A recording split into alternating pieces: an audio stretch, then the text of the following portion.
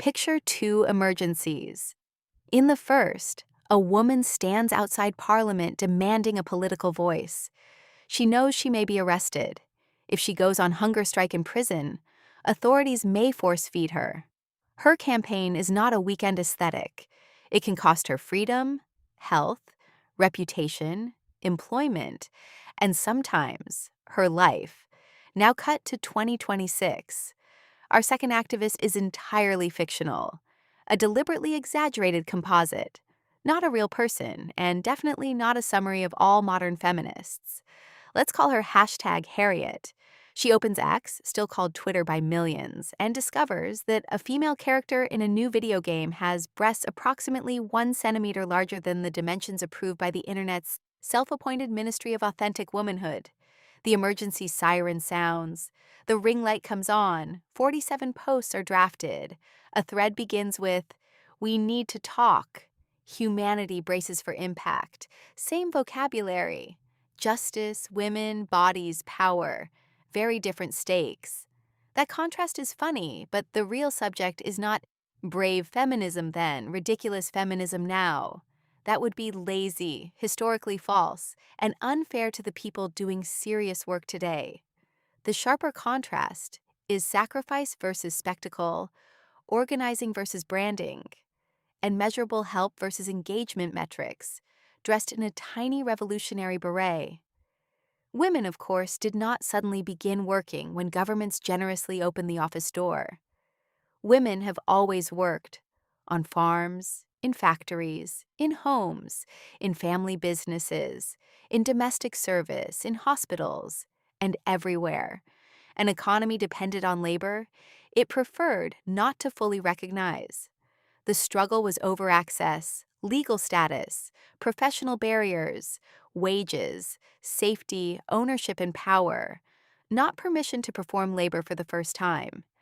In Britain, years of suffrage campaigning produced a major but incomplete victory in 1918.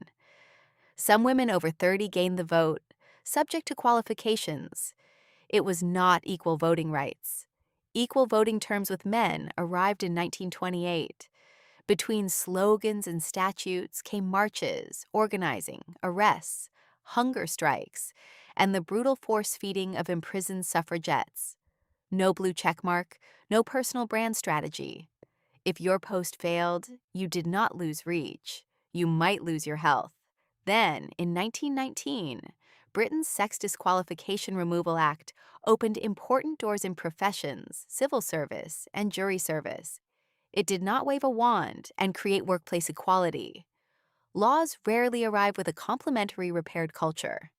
But it removed formal barriers that had kept women out simply because they were women. Across the Atlantic, the United States ratified the 19th Amendment in 1920, barring denial of the vote on the basis of sex. Again, the headline was larger than the lived reality. Discriminatory laws, intimidation, poll taxes, literacy tests, citizenship rules, and racial exclusion continued to block many women, especially Black women in the Jim Crow South, as well as many Native and Asian American women. The suffrage story was a breakthrough, not a clean finish line. And the historical movement was not morally flawless. Some prominent campaigners carried the racism and class prejudice of their era. Black women organized, spoke, marched, and built institutions while facing sexism inside civil rights movements and racism inside women's movements. History is useful precisely because it is not a superhero movie with sepia lighting. Workplace rights also came in layers. The U.S. Equal Pay Act of 1963 challenged sex-based wage discrimination for equal work under its legal framework. Title VII of the Civil Rights Act of 1964 prohibited employment discrimination based on sex, alongside other protected categories. Neither law ended discrimination overnight. They created tools that workers, lawyers, unions, organizers, and plaintiffs had to use, defend, and strengthen. That is what durable change usually looks like. A petition, nobody glamorous photographs, a meeting in a bad room, testimony repeated for the 100th time, a legal case that takes years, a shelter shift at 3 a.m., or a budget spreadsheet with no inspirational soundtrack. The victories also depended on boring continuity. One generation opened a door. The next discovered it was heavy, guarded, and somehow required 3 forms in triplicate. A statute mattered because women filed complaints, built precedents, negotiated contracts, trained others, ran for office, and refused to let enforcement quietly evaporate. Progress was less a triumphant movie ending than a subscription service nobody was allowed to cancel. Now return to #Harriet, who has moved from outrage to forensic science. She has placed digital calipers against the game trailer. The heroine's chest, she announces, violates realistic female representation. This is impressive because real women apparently now come in one officially licensed shape, available after accepting the terms and conditions. To be clear, this breast size scandal is fictional comic hyperbole. It is not a claim about a real game or a real controversy. And criticism of media is not inherently foolish. Representation matters. Stories can normalize contempt, erase experiences, or expand what audiences imagine possible. Social media can expose abuse, connect isolated people, raise emergency funds, and amplify voices traditional institutions ignored. But tools inherit the incentives of the systems around them. Platforms reward speed, certainty, conflict, and endlessly renewable anger. A complex labor reform is difficult to summarize.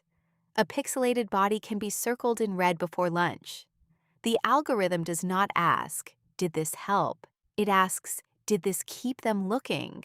So Harriet posts that the fictional heroine is literally harmful. Someone politely asks whether women with that body type count as real women. Harriet blocks them for introducing unauthorized complexity. Another person mentions labor conditions in the gaming industry. Too complicated. Someone links an Afghan women-led organization. Wrong vibe. Then a celebrity replies with a flame emoji, and the revolution achieves its quarterly target. This is not activism becoming too sensitive. Sensitivity can be moral attention. It is activism becoming optimized for performance. Choose the easiest symbolic object, apply the largest possible moral language, collect applause, and leave before anyone asks for an outcome. Meanwhile, in Afghanistan, girls are barred from education beyond primary school, and women have been pushed out of most jobs in much of public life. These are not abstract women's issues waiting for a Western influencer to discover them.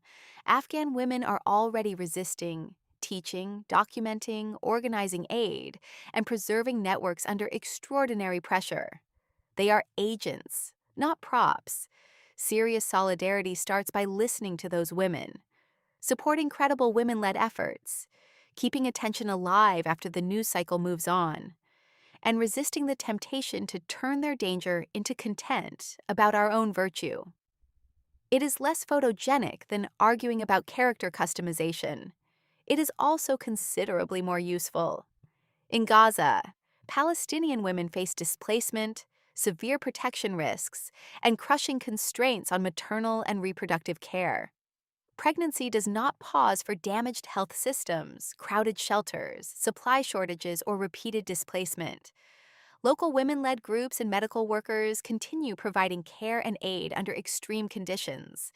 Those women are not background scenery for an online morality play either. Their needs should not be reduced to a partisan slogan, a viral image, or ammunition for attacking strangers. Dignity means seeing individual lives, supporting practical care, and allowing local women to describe their own priorities. At this point, Harriet glances at both crises. She considers reading about them. Unfortunately, the material is complicated, emotionally demanding, and unlikely to produce a clean 15-second victory dance. The video game post, however, is now trending. Duty calls. The joke lands because most of us recognize some version of Harriet, not necessarily in feminism and not necessarily in someone else. Every political tribe manufactures low-cost heroism.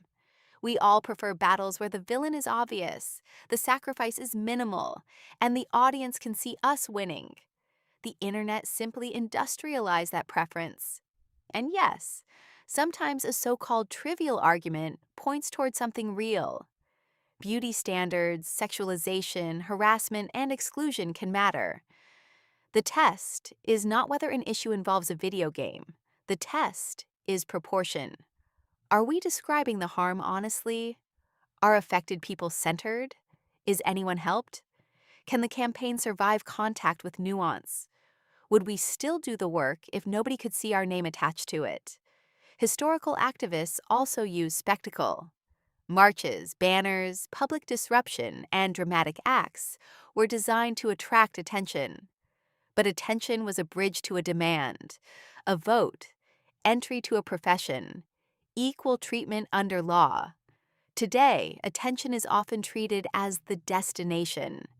The campaign announces awareness, celebrates awareness, monetizes awareness, and then raises awareness of how much awareness it raised.